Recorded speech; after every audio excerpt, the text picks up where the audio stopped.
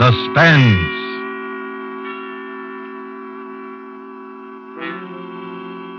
This is the Man in Black, here again to introduce Columbia's program, Suspense. Our starring Hollywood cast of characters reads as follows for tonight. As Aunt Julie, one of those stark, severe, and terrifying women who is encountered ever so often along the grimmer outposts of the American countryside, Miss Agnes Moorehead. As Carol Linden, the girl who returned to a scene of childhood happiness and found terror living in the house, Miss Ellen Drew. As Paul, Carol's husband, who had his own ideas as to the explanation of these strange events, Mr. Ted Reed. A first radio play by Larry Roman called Uncle Henry's Rosebush is tonight's tale of suspense. If you have been with us before, you will know that suspense is compounded of mystery and suspicion and dangerous adventure. In this series are tales calculated to intrigue, to stir your nerves, to offer you a precarious situation and then withhold the solution until the last possible moment. And so it is with Uncle Henry's Rosebush and the performances of Agnes Moorehead as Aunt Julie, Ellen Drew as Carol, and Ted Reed as Paul. We again hope to keep you in suspense.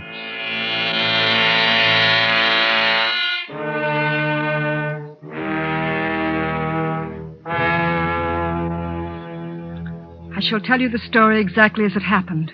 There's no use pretending. I'll never forget, and I know I'll not awake and find it all a dream. It's real, and for the rest of my life, I shall know it's real.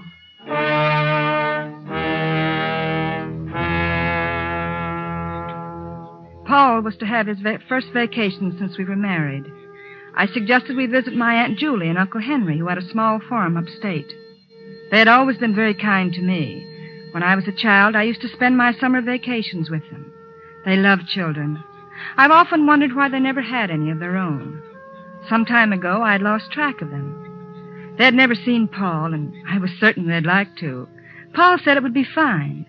We'll surprise them, I thought. We were the ones who were surprised.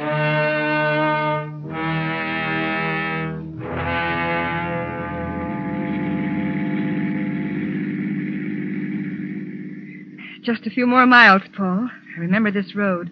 We used to hike along it going to the village. This country air is wonderful. 2 weeks of green grass and wicker chairs. I can't think of anything better. Oh, you'll love Aunt Julie and Uncle Henry. They live alone, quiet and peaceful. It'll be quite a change from the city. Yeah. Well, they must be happy together. Oh, they are, but they're lonely. Smooth lawns and orchards. And flowers. Uncle Henry planted huge rose bushes around the porch. Every night as I crawled into bed, he used to bring me a rose. They're his favorite flowers. Vacation, here we come. Come on, car, let's go.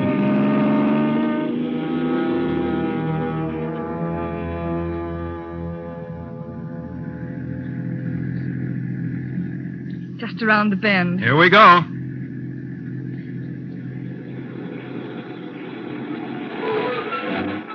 There it is. Carol. Look. Why, Paul.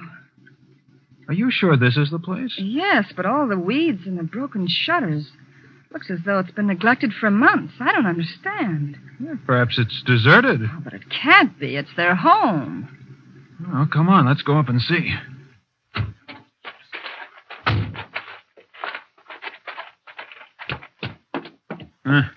The dirt on this porch must be an inch thick.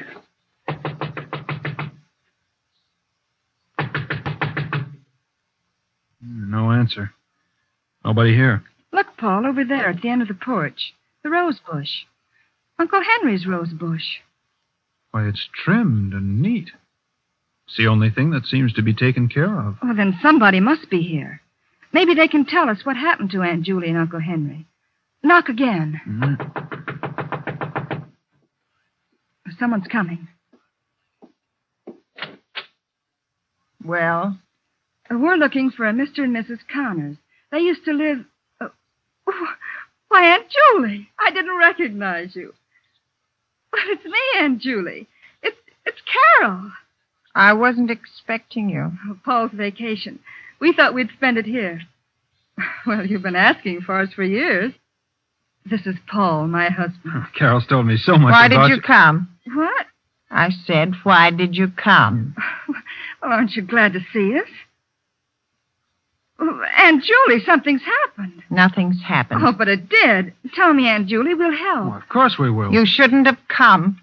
Well, Carol, if she doesn't want us, let's go. No, Paul. This isn't like you, Aunt Julie.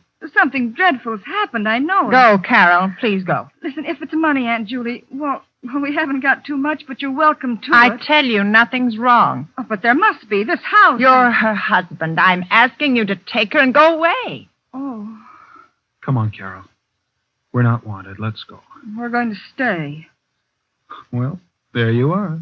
She's your niece, and you know how stubborn she can be. We're going to stay. Where's Uncle Henry? I say, where's Uncle Henry? He's not here. Oh, but where is he? He's not here. Isn't that enough? Oh, when'll he be back? He won't be. Oh, but Aunt He Julie. won't ever be back.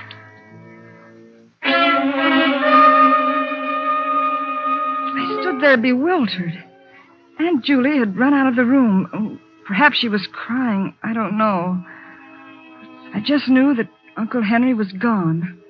He had left her. It seemed strangely impossible. They'd always been so happy. So supremely happy that it seemed that the only thing that could separate them on this earth was death. And now this. I couldn't believe it. Paul and I walked into the living room. It was almost as dusty as the outside. The curtains were dirty, the floor littered with old newspapers. The entire room showed the same signs of neglect as the outside.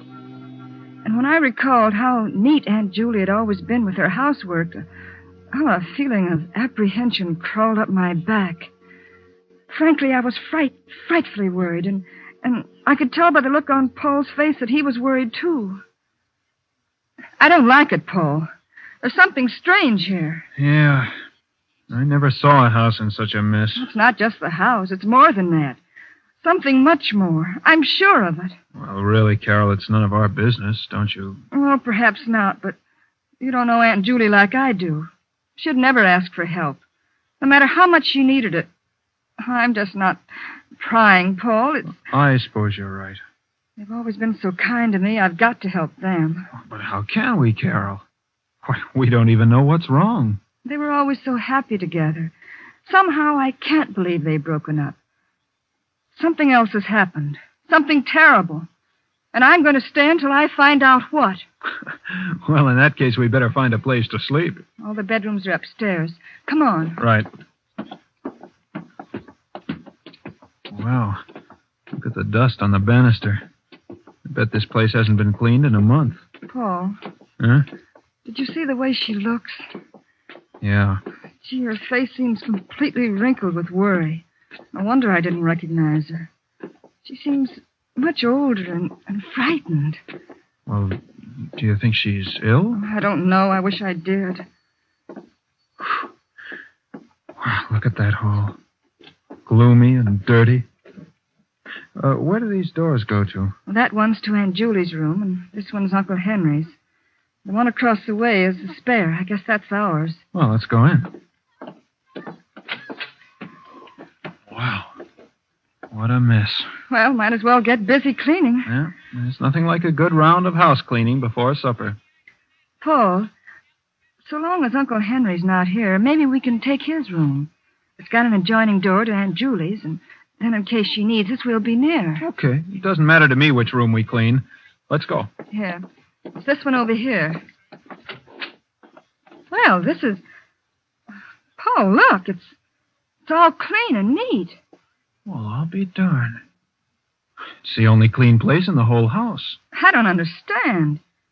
Every room is inches in dirt, except this one. The outside is completely neglected. Except the rosebush. Uncle Henry's room and Uncle Henry's rosebush. I don't get it. Well, look, on the dresser there. Aunt Julie's picture and a pipe and tobacco. Why, that's Uncle Henry's favorite pipe. Drawers full of shirts, socks, underwear. Carol, if your uncle went away, why did he leave this? I don't know. Strange, but... What's that paper, Paul? Why, it looks like... It is an insurance policy for $30,000 payable to your Aunt Julie in case Uncle Henry dies. Carol, What are this you is... two doing here? Aunt Julia. What are you doing here? Well, we thought that What's we that could... in your hand? An insurance... Give it to me. But And keep out of this room. Well, we didn't Don't mean let any me harm. see it. I didn't know how to take this. Uncle Henry's pipe and all his clothes were still in his room. And yet, Uncle Henry was gone. I couldn't understand why Aunt Julie got so angry. I looked to Paul for an explanation. I could tell he had something on his mind, but I didn't dare ask him what it was, and he didn't say. After Aunt Julie's outburst, we went back to the spare room and cleaned it. Then we washed and started downstairs for supper. Watch your step, Carol. These aren't the strongest-looking I'll stairs. be all right. Paul, what do you make of Aunt Julie's behavior? Frankly, Carol, I'm worried. I'm frightened. May as well admit it. There's something strange here that frightens me to death. Well, I don't think there's anything to be frightened of. It's just that... Oh, there, that's the last step. This way to the kitchen. Right. Oh, as I was saying, I don't think there's... Look out, Carol! Wow, that was close. That vase just missed you. A vase? Yes, and it was a heavy one. The one at the top of the stairway. Oh, if it would have hit me. Yeah. Oh, Paul, I'm frightened. Look, coming down the stairs. What happened? The vase fell. Just missed Carol. Oh, don't worry about it. I didn't like the vase anyway. The vase? What about Carol? She almost got killed. Never mind, Paul. It was an accident. An accident. We were just going in for supper, Aunt Julie. Care to join us? Well, Come on, Aunt Julie. It'll do you good. Oh, all right. Here. You two sit right down. I'll have something prepared in a minute. I'm not very hungry. Oh, nonsense, Aunt Julie. I'll fix something that'll make your mouth water. You know, when Carol and I get through cleaning this place up, it'll look just like new. Yeah? Sure. I think when Carol and I have a family, we'll take them to a farm. Really? Yes. You know, this place would be swell for children. Oh, what do you mean?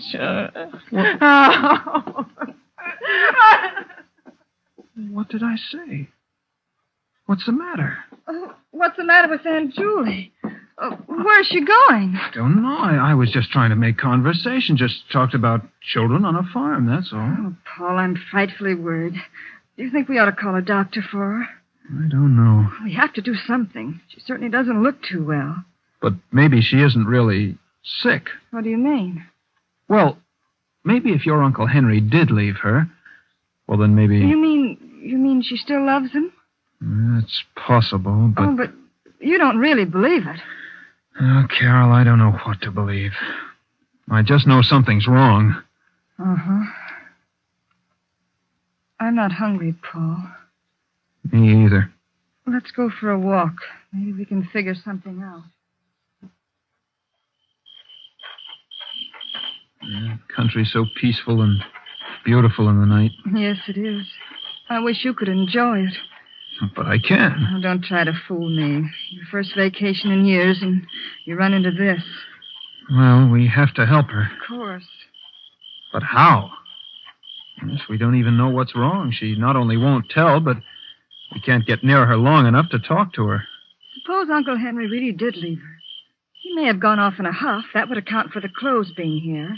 Well, perhaps. And suppose she still is in love with him. Well, that would account for... But even if that's so, could that make her feel so badly? Make her act like this? Not talking, neglecting everything? Everything except his room and his flowers. I don't know. A woman's love is a strange thing. If you left me, I don't know what I'd do. Well, if that is the case, the thing to do is to make her forget. That won't be easy. No, I don't imagine it would be. But suppose we take her to the city with us until she forgets. Well, we could ask her at least. Yeah. Yeah, come on. Let's go find her. Oh. Hey, watch out. You almost fell. I tripped.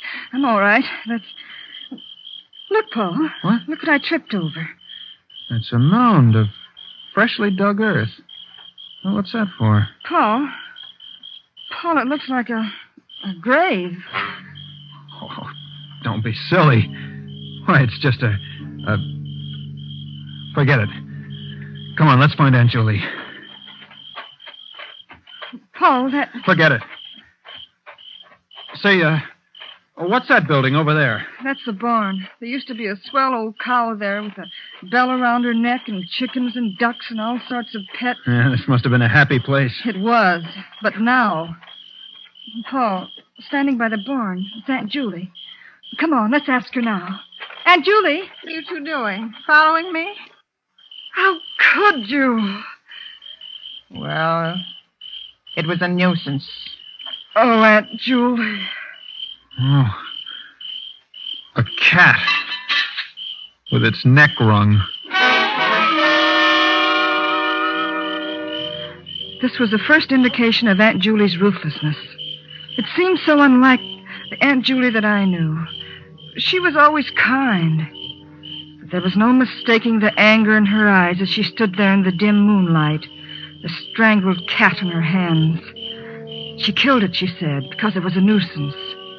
If she could do that, what else was she capable of doing? Paul and I went into the house. We went upstairs and put the finishing touches in our room and went to bed. I couldn't sleep. And as I watched the moon make its slow, solitary way across the heaven, I kept thinking, Paul and I are also a nuisance. Paul and I are also a nuisance. Toward midnight, I became drowsy and was just beginning to fall off to sleep when I heard footsteps in the hall. Paul. What? Paul, wake up. What is that? Shh. I hear footsteps in the hall. I don't hear anything. There. Hear it? Yeah. Must be Aunt Julie. Oh, what would she be doing up this time of night? I don't know, but who else could it be? Well, I'll go see. I'm coming with you. Now, quiet. Don't put on the light. I can't see. Oh, yes. Now I can. It is Aunt Julie. She's walking down the hall. I think she's coming this way. Quiet. Shh. I think she's... What's she got in her hand? Looks like a scissors. Scissors? Yes. What would she be doing with... Carol, she's coming this way. Oh. Get back in bed, quick. What? Get in bed. All right, now, quiet.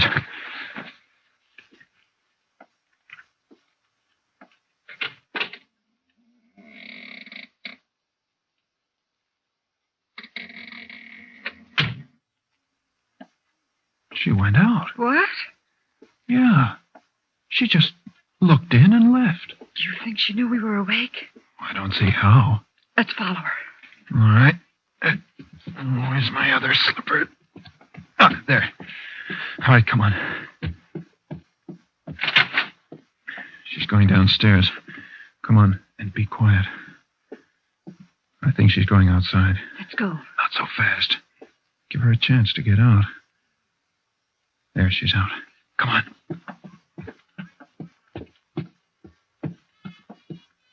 Look, Paul. She's cutting a bunch of roses off the bush. She's taking them around to the back of the house. Come on. Here. Now get down behind this bush. Look! Paul! She's going over to that mound and placing the roses on it. Paul! But, Paul, it looks like a... Quiet, Carol. She's kneeling beside it. Now she's getting up. Coming back. Get down.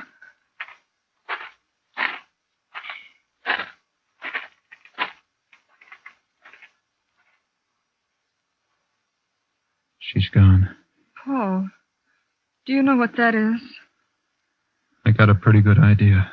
Uncle Harry's roses with Uncle Henry's grave. I said it. I said it without thinking. Of course, we had no way of knowing Uncle Henry was dead. We had no way of knowing that was Uncle Henry's grave, or that it was a grave at all. But at that moment, stooping behind the bush in the blackness of the country, we felt it, not knowing why. Paul and I went back to our room as quickly and as silently as possible. Needless to say, we didn't sleep anymore. We just kept looking at each other, asking ourselves questions, trying to analyze our feelings. Soon we could see the streaks of dawn coming up over the treetops, and we slept the early morning hours trying to convince each other that our thoughts were ridiculous. Frankly, I don't think we succeeded. Finally, we decided not to mention it, to go on with the cleaning the next day as we'd planned, to make believe nothing had happened until we had proof. That day we spent cleaning, and all day Aunt Julie was nowhere to be seen. Yet I had a strange feeling that someone was watching our every move. Toward evening, Paul and I sat down for a bite to eat. More coffee? Oh, thanks. I wonder where Aunt Julie is. I don't know, Carol. That's a strange aunt you've got. Yes. Oh, look. The window. What is it? Oh, I thought I saw someone looking in. What? There's no one there now. But I'm sure I saw... Probably just a shadow. Yes, probably just a shadow. You're on edge, Carol. I'll be all right. Finish your coffee. I'll start cleaning the bathroom. We'll both work on the kitchen. And I'll take care of the downstairs. All right. Paul, you look worried. You know, this whole crazy business. Let's not talk about it. But putting roses on a... I'm sorry, Carol. It's you I'm really worried about. If something should happen to you, I'll never forgive myself. Nothing will happen. Now finish your coffee. I'll start cleaning the bathroom. Okay, Carol. I won't be long. Mm-hmm. Well, isn't too bad. There's the sink. Some hot water. There, that's it. A wash rag around the sink bowl.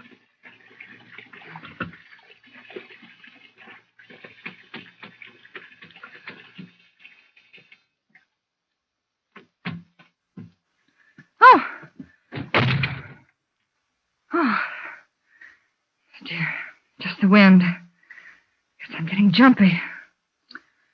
This place won't be half bad when it's clean. The medicine chest. Clean the mirror. And the shelves. Oh. What? Paul? Paul? What is it, Carol? Come here. What is it, Carol? What's the matter? Look. Here in the medicine chest. Where? It's a hypodermic needle. What would a hypodermic needle be doing here? Well, it's not likely to be here for nothing. Look, alongside of it. A bottle of... What's it say? I can't read it. It's awful-looking stuff. Open the bottle. All right. That cork's in tight. There. Oh, nauseating. Stuff like that would kill a person. Paul, it's not a joke. I'm sorry, Carol. Do you really think Aunt Julie... I don't know. Oh, it can't be, Paul. It can't be. Maybe not, but we better find out. And quickly, Carol. There's one more thing to do. I'm going to see if that's really Uncle Henry's grave. I'm going to dig it up. Oh, Paul, you can't. Don't you see? I have to. If it is, we're in danger. Of course. I'm still not sure that falling vase was an accident. We have to find out about this business once and for all. Well, I'm coming with you. We walked out toward the back of the house. And through my mind flashed the succession of events. The neglected house, Aunt Julie's insistence that we leave, the roses, the grave, the insurance policy, and now the hypodermic needle and that infernal oil. All the evidence pointed to but one conclusion. I couldn't believe it, and yet there it was, motive and method. And now we were going outside to dig up the last remaining evidence. Well, this is it, Carol. Sure you want to watch? Well, I won't stay in this house alone. And look at the beautiful roses around it. Hurry up, Paul. Let's get it over with. Okay. Here goes. I never thought I'd turn into a gravedigger. Oh, this dirt isn't packed tight. Easy to dig. It's getting dark. Yeah. Oh, I think I'll run in and get a lantern. I'll be right back. All right.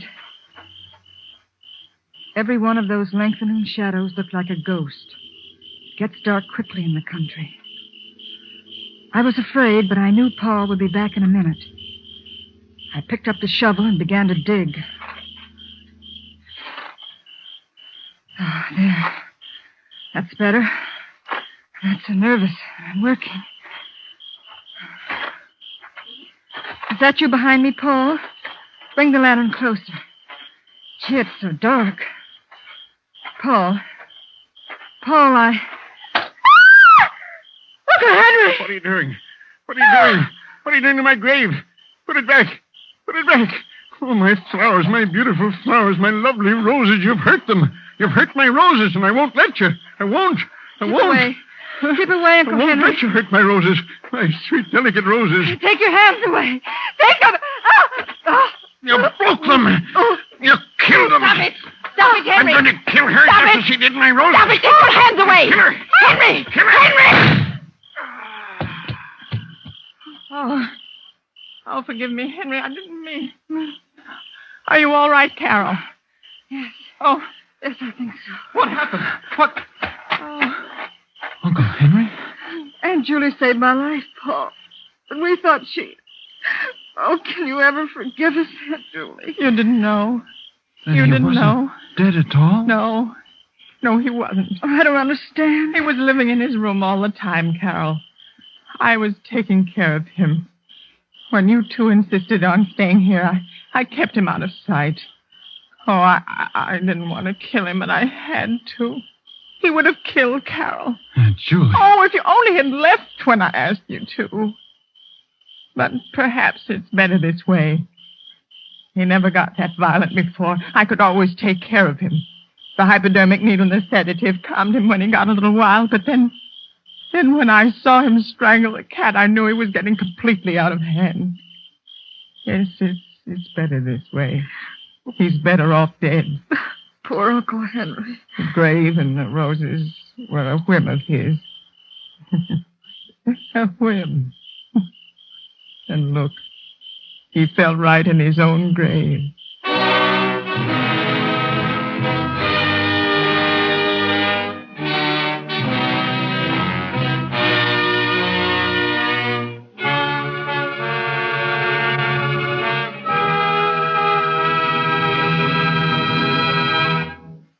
And so closes the story, Uncle Henry's Rosebush, starring Agnes Moorehead, Ellen Drew, and Ted Reed.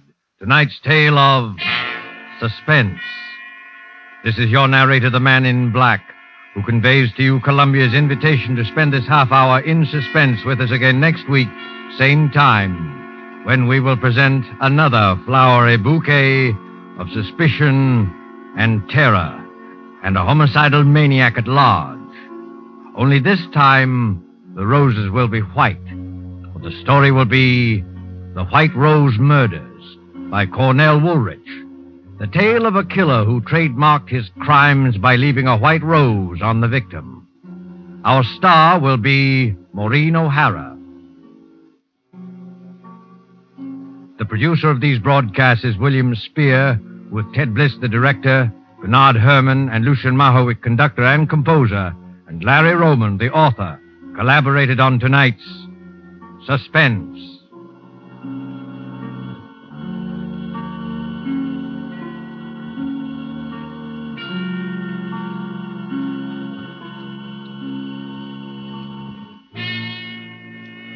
This is CBS, the Columbia Broadcasting System.